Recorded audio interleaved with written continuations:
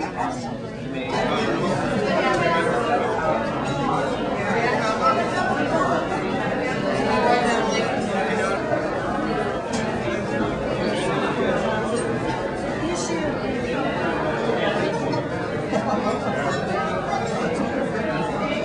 I want to begin by introducing a person that really is responsible for us being here.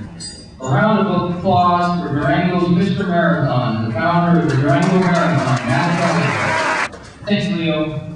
Appreciate the kind words very, very much. But excuse me, if you can have the fire downstairs, everybody has to leave. At this point in the program, Matt Kelly was about to introduce the evening speaker, Dick Beardsley. Unfortunately, a fire had broken out in the maintenance room. A couple of dry mops had caught on fire, and as a result, the Student Life Center had to be evacuated.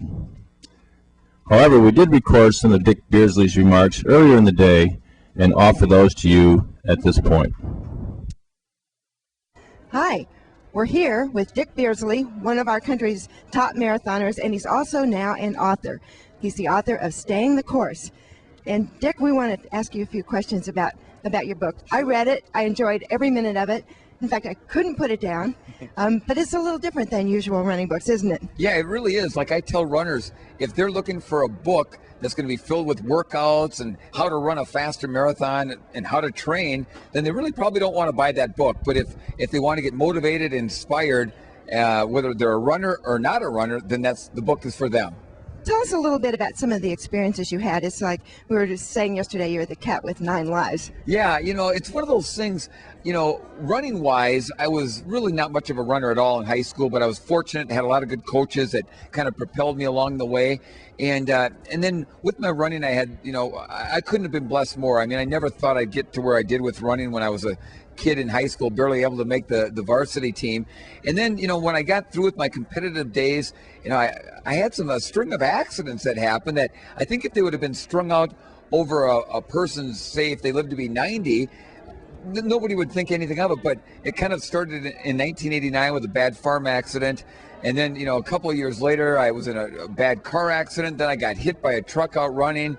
I fell off a cliff. I rolled my truck. I mean, it just kind of went on and on and on. And it was like I would walk into a building to give a talk somewhere, and people start looking for the nearest exit signs to get the heck out of there. Thinking the roof was going to fall in.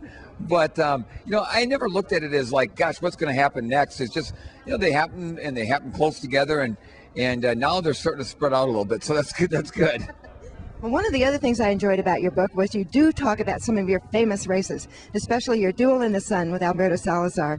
And can you tell us just a little bit about that race? Yeah, there's no question when it comes to races in my mind. I mean, that's right up there as the one that was, without doubt, the toughest race I've ever run physically, mentally. I'm going up against the greatest marathoner in the world at that time, Alberto Salazar, never been beaten. In fact, never had anybody with him from 16 miles on. And they dubbed him, of course, the world champion as he was. And I was the country bumpkin from Minnesota.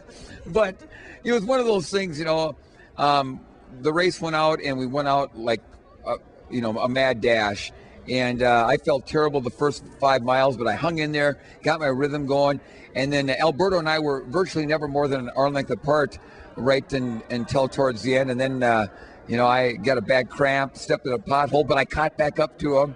And then he out-kicked me at the end, and we both broke the old American and record and the Boston record. But, he snuck in there 208.51 to 208.53. But, I would not trade it for a Boston win running 2:12 without Alberto there. It was so special to be at Boston in the first place, and then to have a race like I was fortunate to have against Alberto. I wouldn't trade it for $1 million. The race took something out of both Alberto and I. Neither one of us ever ran that well again, and I think that was one race I can honestly say that when I got to the finish line, I had nothing left to give anymore. So I guess that's about as much as you can give in a race, isn't it? Well, that's the way it's supposed to do. And in fact, you've been giving a lot back to the running community ever since. I have to ask you one more thing, because there's a key part of your book, and that is, how did you come back from being addicted to painkillers? Yeah. And it was a serious addiction, wasn't it? very serious addiction. I mean, never in my wildest dreams. As a kid growing up, both my parents were alcoholics. I saw what alcohol did to them, so I didn't drink, never smoked, never did any illicit type of drug, and just was totally against that. And never, after I had my farm accident and had to be on some heavy-duty painkillers, did I ever think I'd ever get addicted to anything, especially something like that. And it was a terrible thing. And as tough as it was to run the Boston Marathon, that was a walk in the park to getting back to a real Dick Beardsley again, and kicking that terrible addiction. But I have to work at it every day. And it's been 5.5 years now of sobriety, and without doubt, it's been the best 5.5 years I've had of my life. And I continue to work it every day. And like I tell a lot of people, the day that I think I have the disease of my addiction whipped, I'm in big trouble. So I don't take it for granted. I work at it every day, and God willing, it'll be there for the rest of my life.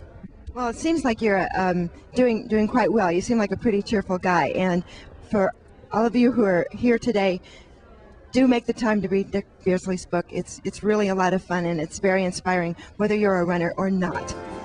Yeah.